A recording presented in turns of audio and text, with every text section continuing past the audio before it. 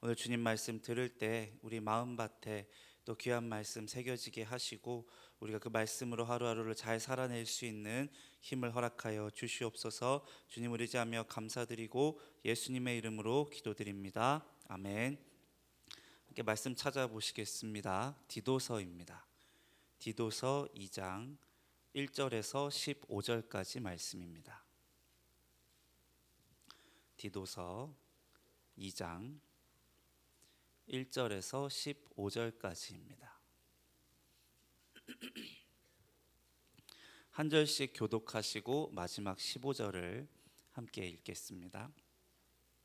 오직 너는 바른 교훈에 합당한 것을 말하며 늙은 남자로는 절제하며 경건하며 신중하며 믿음과 사랑과 인내함에 온전하게 하고 늙은 여자로는 이와 같이 행실이 거룩하며 모함하지 말며 많은 술의 종이 되지 아니하며 선한 것을 가르치는 자들이 되고 그들로 젊은 여자들을 교훈하되 그 남편과 자녀를 사랑하며 신중하며 온전하며 집안일을 하며 선하며 자기 남편에게 복종하게 하라.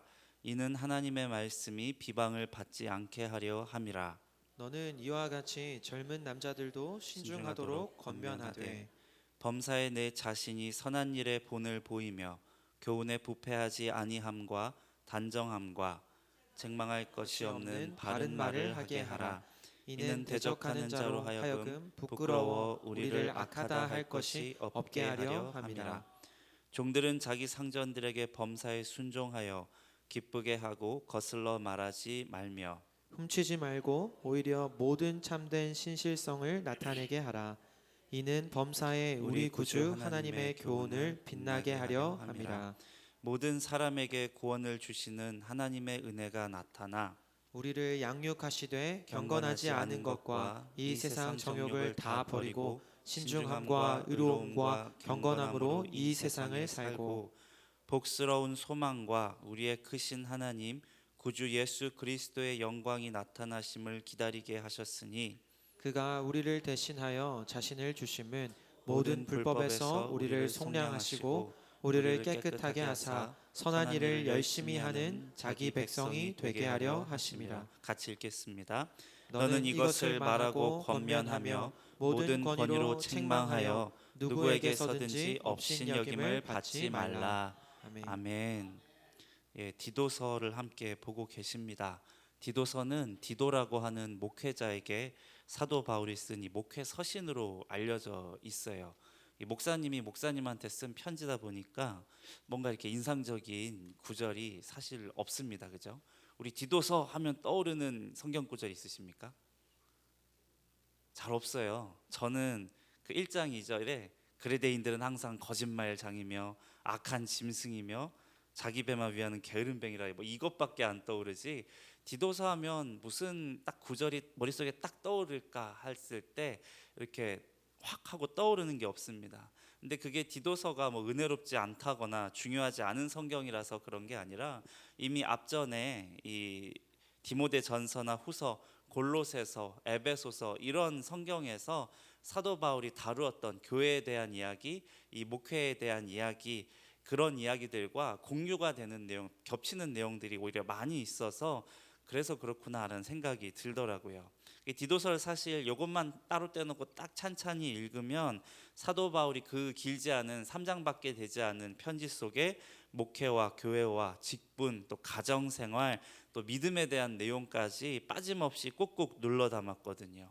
그런 디도서를 읽으시면서 이 수요 예배 때 이제 다음 주까지 디도서를 보시는데 이제는 디도서 하면 딱 튀어나오는 구절이 하나 생겼으면 좋겠습니다. 말씀을 들으면서 오늘은 2장인데요. 2장 1절을 보시면 오직 너는 바른 교훈에 합당한 것을 말하며 라고 이야기를 합니다.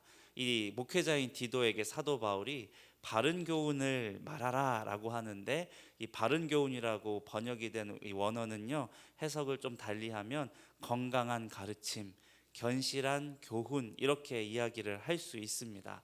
옳은 것과 그른 것을 우리가 구분하는 것을 교훈이라고 이야기를 하는데 사도 바울은 옳은 것과 그른 것을 구분하는 것을 넘어서서 건강하게 하는 또 견실하게 하는 가르침을 이야기를 해주고 있는 거예요. 바울이 앞서 그레데 사람들에 대해서 제가 말씀드렸던 악평에 동조를 했지요. 그레데인들은 항상 거짓말쟁이며 악한 짐승이며 배만 위하는 게으름뱅이라 하니 이 교훈이 참되도다, 이 증언이 참되도다라고 하면서 디도한테 그런 그레데 사람들의 게으름과 거짓말을 엄히 꾸짖으라라고까지 이야기를 했습니다. 그런데 이렇게 옳은 것과 그른 것을 나누는 걸 넘어서서 이제는 디도에게 건강한 교훈을 말하라라고 합니다. 옳고 그름이 아닌 거예요. 옳고 그름은요, 사실 우리가 뭔가 대단한 삶의 지식과 이 무언가를 가지고 판단한다고 생각하지만 옳고 그름의 기준은 사실 거의 99%는 그 기준이 나일 때가 많습니다. 나의 경험, 나의 가치관, 내가 배웠던 곳, 내가 자라왔던 환경이 이 나의 기준이 되어서 너 틀려, 너 그렇게 살면 안 돼, 너 그거 아니야, 이렇게 이야기할 때가 훨씬 많은 거예요. 내가 좋으면 다 옳은 거고 내가 싫으면 다 틀린 게 되는 거. 이게 사실은 우리가 일반적으로 판단을 하는 옳고 그름의 이 추구성입니다. 건강한 교훈, 견실한 교훈은 여기하고는 조금 다릅니다. 그레데 사람들이 잘못됐다, 그레데 사람들이 하는 거 다 틀렸다, 그렇게 살면 안 된다 라고 판단하고 정죄하는 교훈이 아니라 이 그레데 사람들의 삶과 가정을 더 건강하고 견실하게 세우는 교훈을 말하라고 이야기를 하는 것이에요. 속이기 좋아하고 거짓말하는 거 좋아하고 자기 배밖에 모르는 이기적인 그레데섬의 사람들이 교회 안에서 말씀 앞에서 목회자의 말씀으로 양육받아서 건강한 그리스도인으로 설 수 있도록 말하라라고 이야기를 하는 겁니다. 그리고 그 건강한 교훈의 구체적인 내용이 오늘 읽은 이 2절부터 나오는 이야기입니다. 디도서 2절과 3절을 같이 읽으시겠습니다. 시작. 늙은 남자로는 절제하며 경건하며 신중하며 믿음과 사랑과 인내함에 온전하게 하고 늙은 여자로는 이와 같이 행실이 거룩하며 모함하지 말며 많은 술의 종이 되지 아니하며 선한 것을 가르치는 자들이 되고 라고 되어 있어요. 2절과 3절에 늙은 남자로는 늙은 여자로는 이러니까 사실 좀 묘하게 기분이 나쁩니다. 그죠? 뭐 몇 살부터라고 명시를 해놓든가 뭐 은퇴 권사들은 뭐 이렇게 해놓든가 해야 되는데 그냥 애매모호하게 늙은 남자로는 늙은 여자로는 이렇게 직접적으로 탁 싸서 이야기를 한 것처럼 보입니다. 이게 사실 외국말이잖아요. 헬라어가 외국말을 우리말로 번역을 하다 보니까 이렇게 부득불 직접적인 언어가 튀어나올 수가 있어요. 그런데 여기서 늙었다라고 하는 건 이 나이가 그냥 많이 들었다라는 그 의미를 추상적으로 한 게 아니라 교회 안에서 그 교회 공동체에서 어른이 된 남성과 여성들을 이야기하는 겁니다. 몇 살 이상, 뭐 주름살이 몇 개 이상 이게 아니고 교회와 공동체 안에서 어른이 된 남성과 여성들입니다. 요즘이야 뭐 약도 많고 뭐 의학도 많이 발달해서 8, 90세까지 우리가 살잖아요. 또 우리나라 같은 경우는 세계에서 1, 2위를 다투는 장수국가라고 합니다. 그런데 저기 남아프리카 공화국 아프리카 쪽만 가도 평균 수명이요 50대 정도밖에 안 된다고 해요. 남자들 수명은 47살밖에 안 된다고 합니다. 그러니까 역사학자들도 이렇게 이야기를 해요. 2000년 전에 바울이 살던 로마 시대 평균 수명도 20대에서 30대 정도밖에 안 됐을 거라고 이야기를 합니다. 뭐 사실 우리나라도 불과 몇십 년 전까지만 해도 평균 수명이 길지가 않았던 이유가 아이들이 태어나면 아기들이 3분의 1은 죽어버리고 그죠?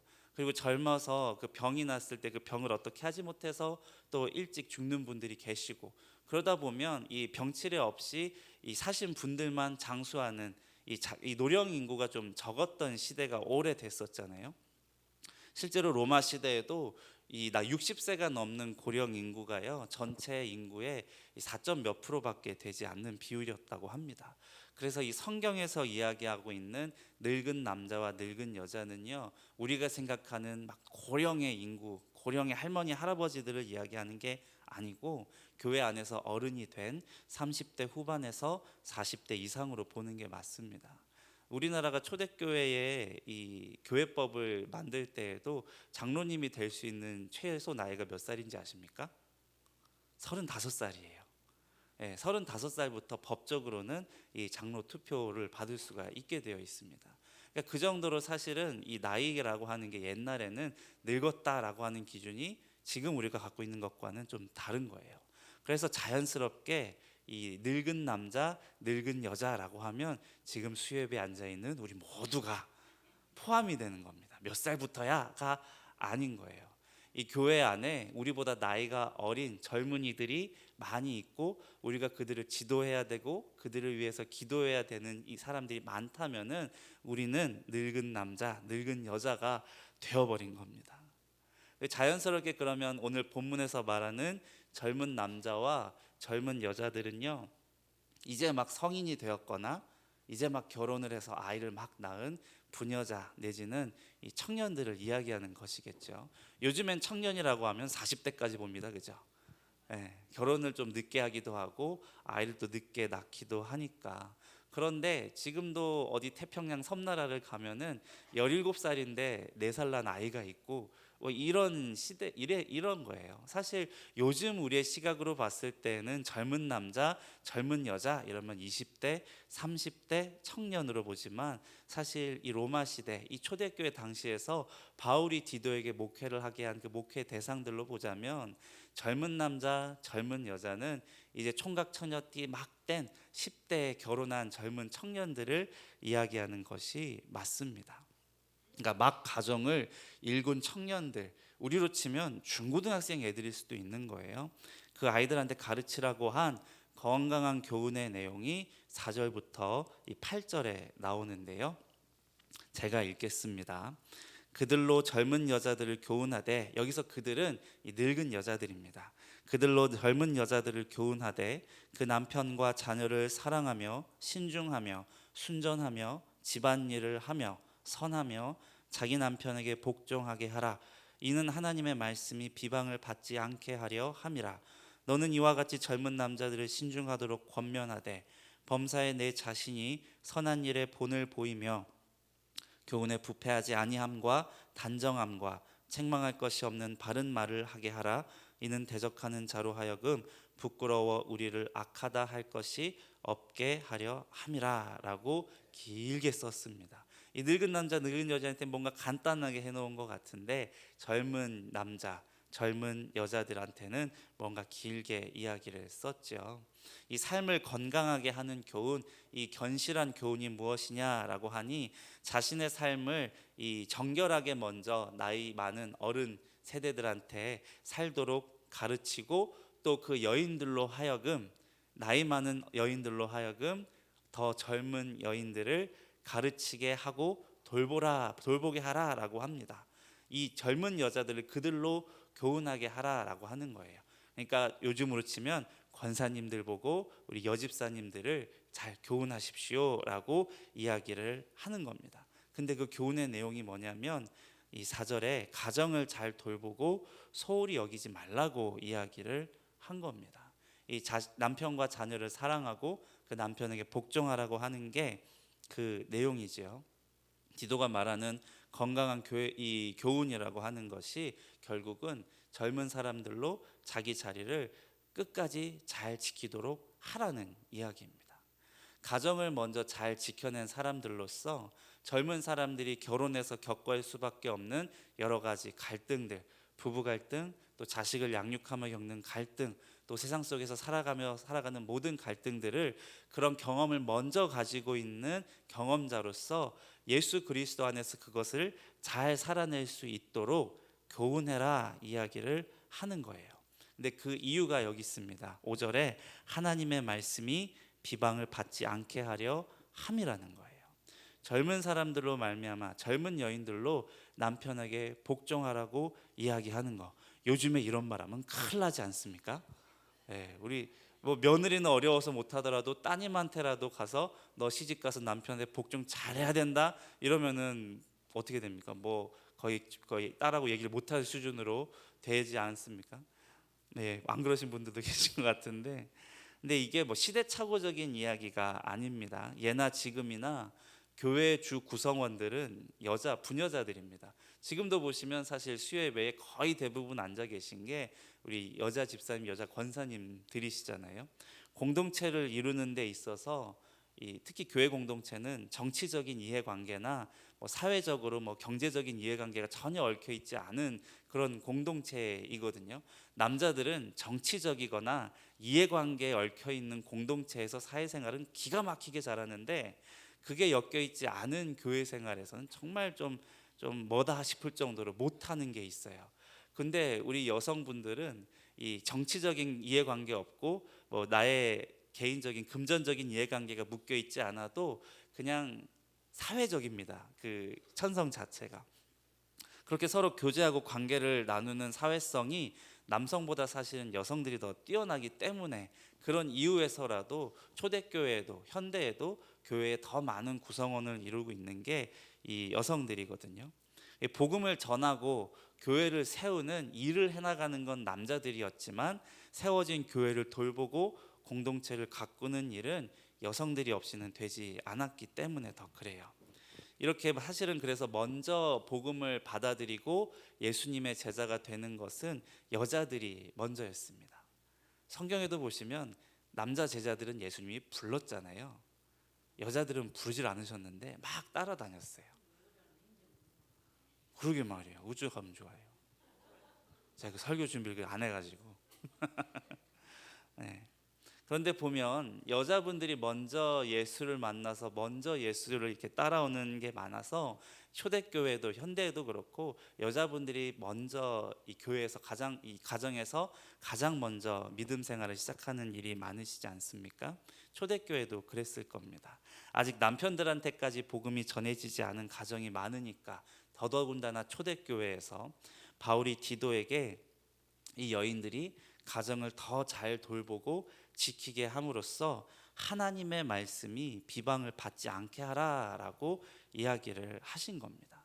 제가 강도사 때 교회에 이렇게 있는데, 오늘처럼 오전에 수요예배 마치고 나면 보통 이 목장 모임들을 하시잖아요. 여자분들이 이 목장 모임을 하는 시간이 돼서 한 2시, 3시 이렇게 교회 안에서도 3, 4, 5 모여서 막 한두 시간째 집사님들이 수다를 막 떨고 계신데, 웬 덩치 큰 남자분이 황소처럼 막 씩씩거리면서 이 교회를 돌아다니시는 거예요.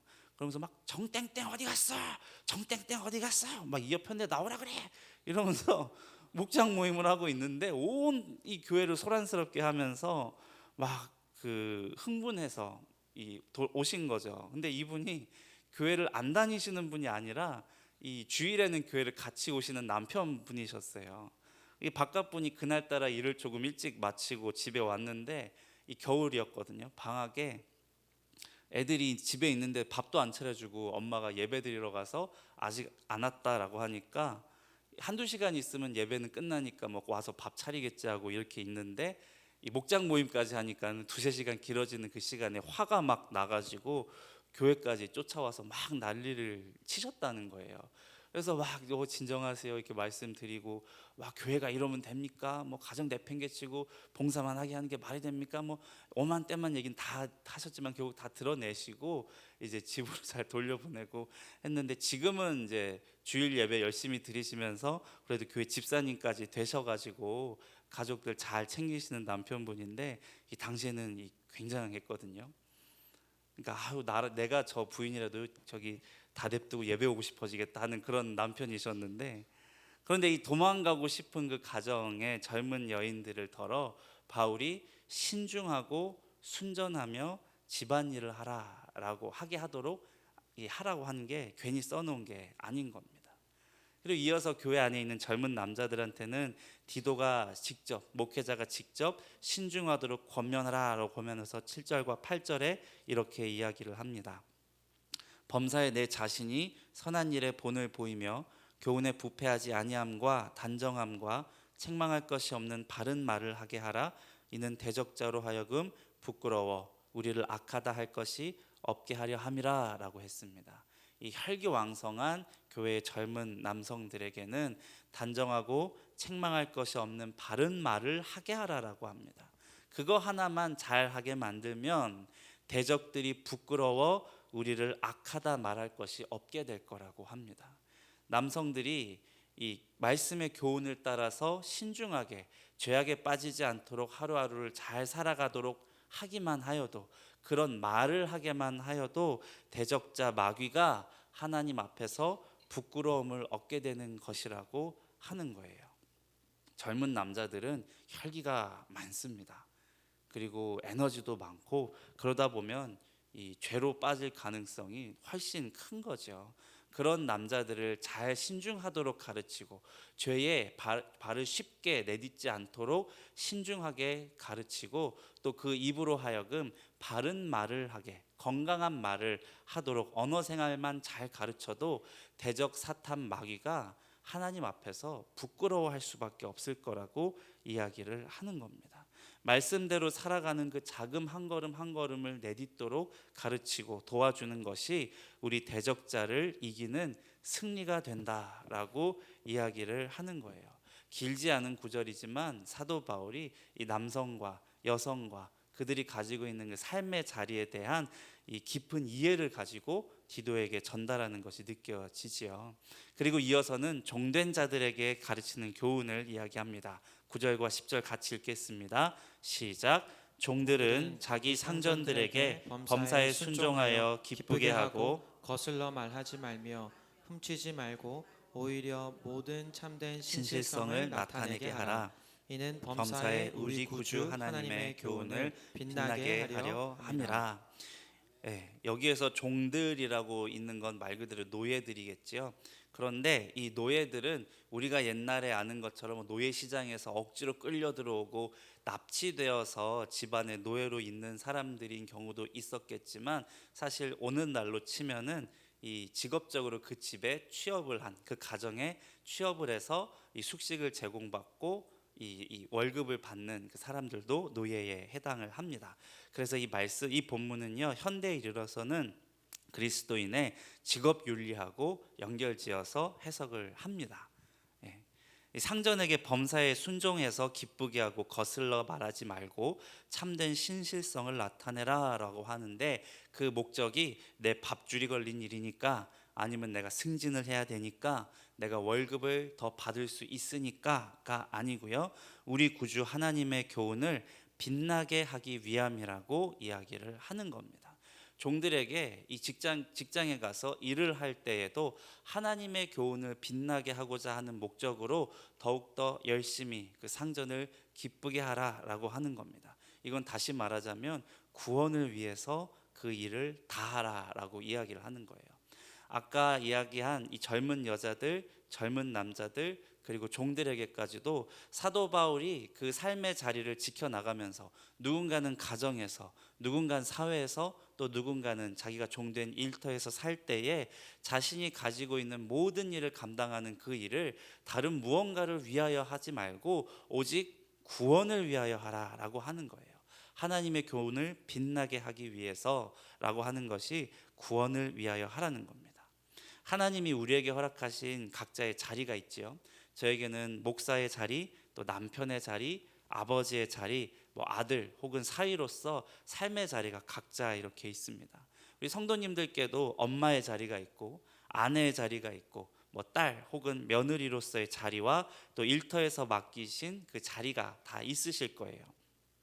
이렇게 하나님이 허락하신 모든 삶의 자리에서 이 말씀이 주시는 건강한 교훈대로 살아갈 때, 그 교훈은 결국 구원을 위해서 모든 일을 하라는 것인데, 그렇게 살아갈 때 하나님의 말씀이 비방을 받지 않고 대적자 사탄 마귀를 부끄럽게 하며 구주 하나님의 교훈이 빛나게 된다고 바울이 이야기를 해주고, 또 그것을 가르치라라고 말을 하는 겁니다.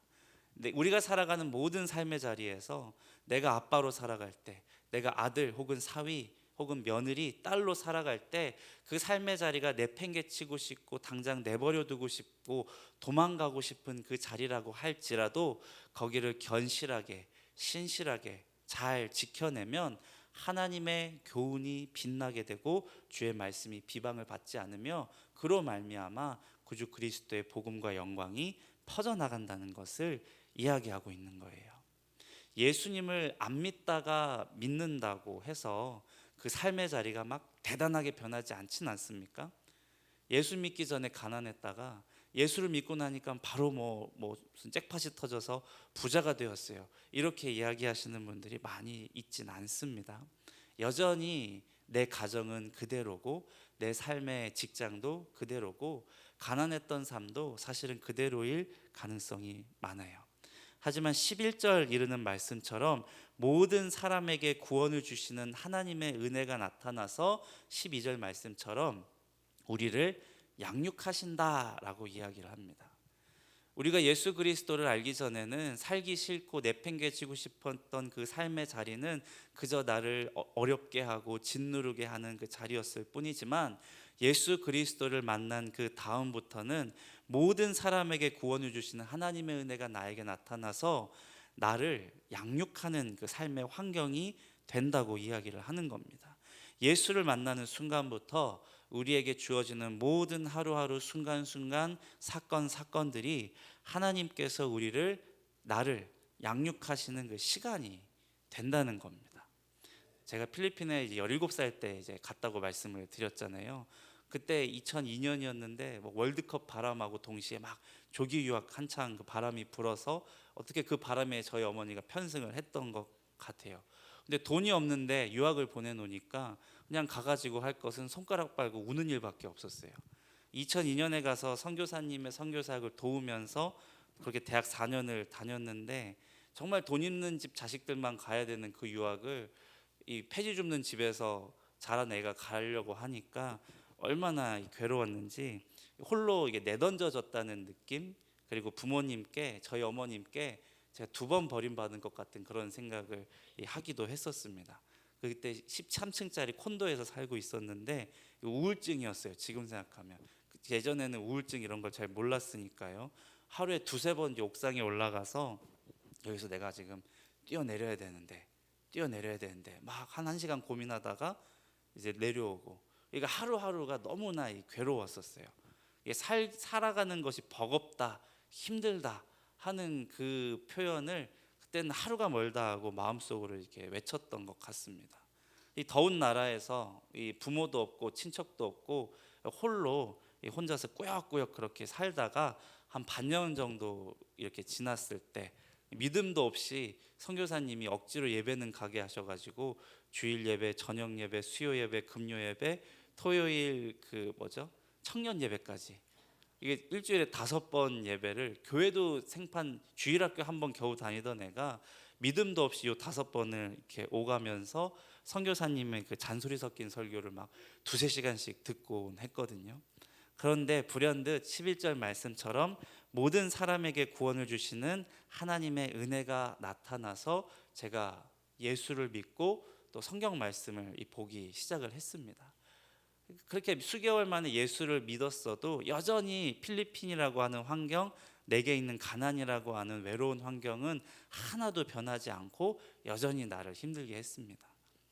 그런데 그 예수를 믿고 말씀을 보면서 그간에 있었던 모든 날들, 내가 심지어는 예수를 모르고 살아가던 모든 날들까지도 하나님이 나를 양육하셨다는 그것이 믿어지니까 12절 말씀처럼 경건하지 않은 것과 이 세상 정욕을 다 버리고 신중함과 의로움과 경건함으로 세상에서 살고, 13절이죠. 복스러운 소망으로 우리의 크신 하나님 구주 예수 그리스도의 영광이 나타나심을 기다리게 해주셨어요. 그래서 기다리면서 살다 보니 어찌어찌 오늘 목사까지 되어 있었던 거예요.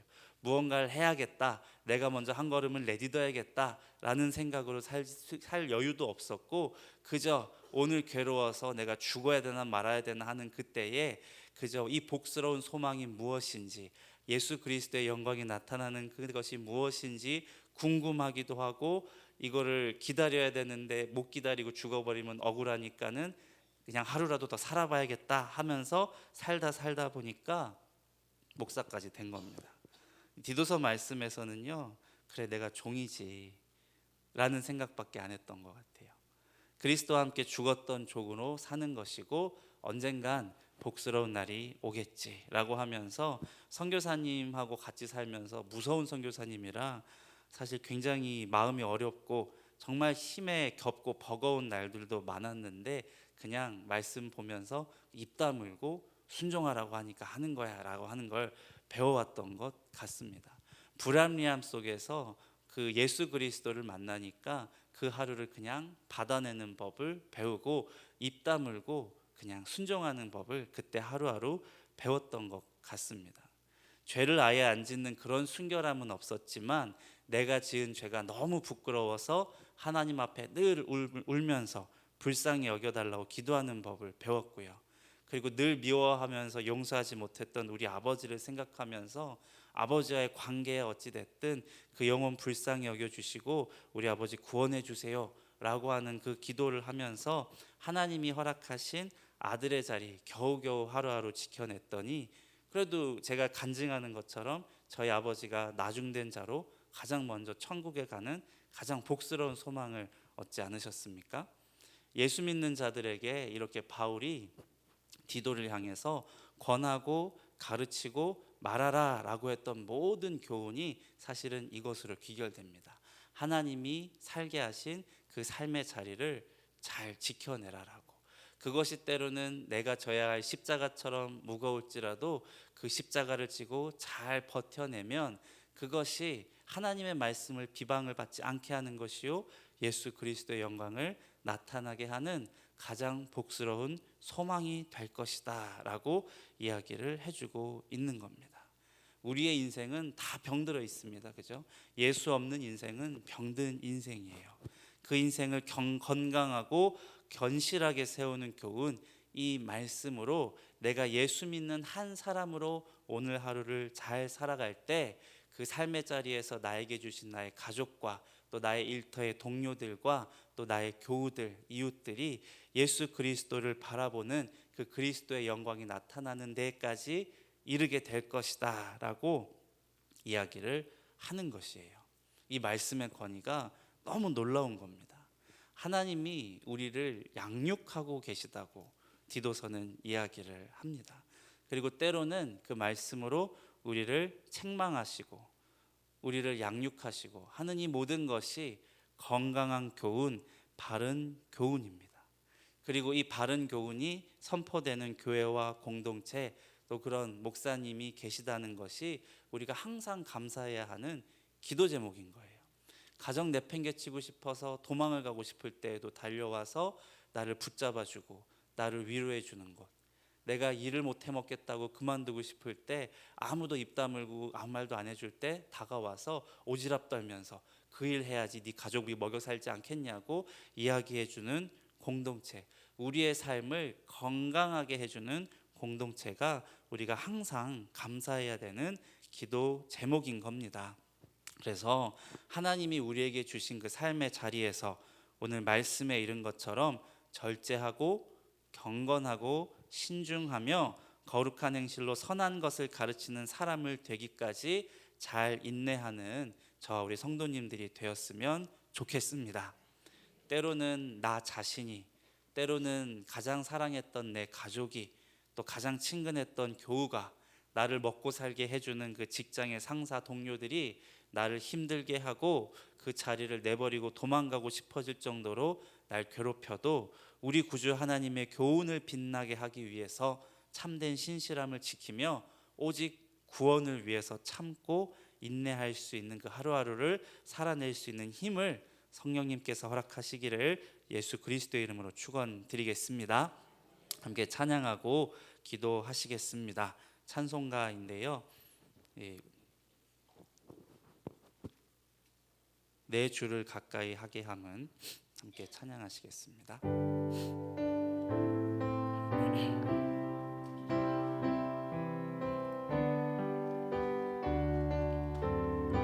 내 주를